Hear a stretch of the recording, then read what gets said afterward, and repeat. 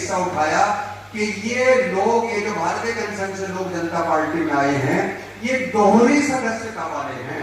ये दोहरी सदस्यता है। भाई दोहरी सदस्यता कैसी है कि ये राष्ट्रीय स्वयंसेवक संघ के भी सदस्य हैं और ये भारतीय जनता पार्टी के भी सदस्य हैं। बहुत कहा, बहुत तर्क दिए कि नहीं भाई राष्ट्रीय स्वयंसेवक संघ की तो कोई सदस्यता होती नहीं, आप शाखा में जाओ, आप संघ के सदस्य होंगे, कोई लिखत पढ़त में कुछ है नहीं, वहां तो गुरु दक्षिणा में भी कोई लिखत पढ़त में है नहीं। ये दोहरी सदस्यता नहीं, हम केवल जनता पार्टी के सदस्य हैं मित्रों। लेकिन वो बात इतनी बढ़ गई कि भारतीय जनता पार्टी के हम लोगों को ये लगा कि नहीं, निर्णय हुआ कि नहीं, इनसे अलग होकर अपनी पार्टी दोबारा से खड़ी की जाए। और तब 6 अप्रैल 1980 को फिरोजशाह कोटला मैदान में सारे देश के कुछ कार्यकर्ता इकट्ठे हुए और तब भारतीय जनता पार्टी का ये गठन हुआ दोहरी सदस्यता के नाम पर। कितने संघर्ष के बाद हमको सत्ता के रूप में देश के अंदर राजनीति करने का अवसर मिला, इसकी थोड़ी चर्चा मैं आपके सामने करूं।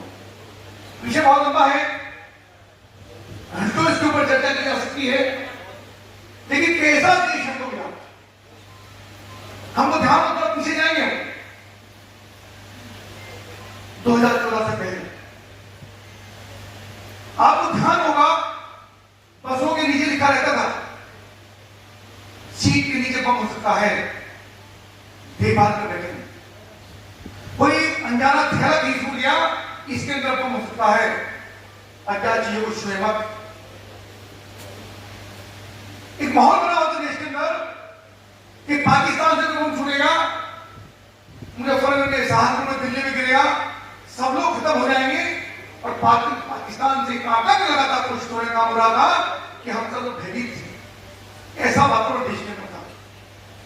कश्मीर की चर्चा ने डॉक्टर सुभाष शर्मा जी ने की, किसी की हिम्मत नहीं थी लाश में बैठा करके तिरंगा लहराने की। उस बात को छोड़िए, वहां पर जाने की हिम्मत नहीं थी। आतंकवाद, गुंडागर्दी, पराकाष्ठा, नौजवान के हाथ में तलवारें, बम, शिक्षा का कोई मतलब नहीं, पूरे देश के हाहाकार मचा था। ये सही है, उस पीड़ा का जागरण करने का। अब पूरे हिंदुस्तान के हिंदू हो, मुस्लिम हो, गरीब हो, पारसी हो, किसी जाति के लोग हो, वोट दिया नहीं दिया, इस बात को बिना विचारे सबके घरों में पक के शौचालय पहुंचाने का माननीय नरेंद्र मोदी ने करने का काम करें। महिलाओं को बैंकों के खाते आसान लगता, हम ही व्यापारी, आप सब व्यापारी हैं। बैंक में कोई किसी गारंटी नहीं लेता। बैंक में गारंटी देगा, कोई डिफॉल्टर हो गया, बीमार हो गया, तो बैंक वाले आपको पकड़ लेंगे। मोदी जी का सबकी जिम्मेदारी नहीं।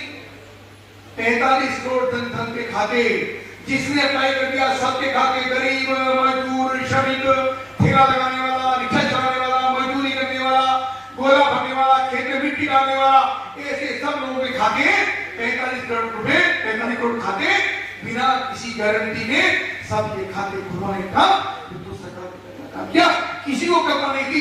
इतनी बड़ी संख्या में खाते हो सकते। ऐसे गरीब लोगों के आयुष्मान कार्ड का 5 लाख रुपए का बीमा परिवार के प्रत्येक व्यक्ति को दे करके और गरीबों को कल्याणकारी योजनाओं से जोड़ने का हमारे प्रधानमंत्री मोदी ने।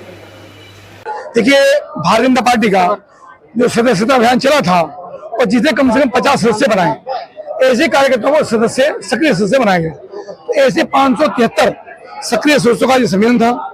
भारतीय जनता पार्टी में कैसे भारतीय जनता पार्टी उदय हुआ, कैसे गठन हुआ, कहां तक की यात्रा की, 11 वर्षों के अंदर केंद्र सरकार ने कैसे कैसे काम किए, उत्तर प्रदेश के अंदर 8 वर्ष के अंदर कितने जनहितैषी काम हुए, उन सबकी चर्चा लेकर के आज समाज को बताने का काम किया कि भारतीय जनता पार्टी की गति के साथ डबल इंजन की सरकार माननीय प्रधानमंत्री नरेंद्र मोदी के नेतृत्व में और उत्तर प्रदेश के अंदर माननीय मुख्यमंत्री योगी आदित्यनाथ के नेतृत्व में जनभावना के अनुरूप काम कर रही है। जनता में एक विश्वास की सरकार बनी है।